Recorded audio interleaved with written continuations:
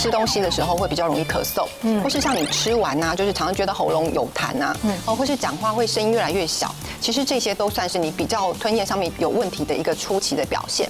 那我们中风的时候呢，其实肩胛骨它就不工作了，是就完全靠我们肩膀。中风病人的前期，我们都会建议他不要做太多高举过头的动作，包含像拉单杠。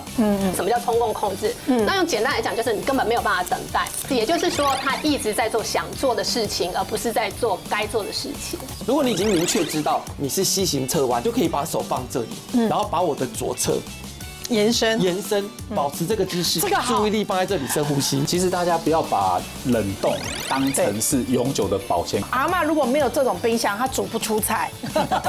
真的。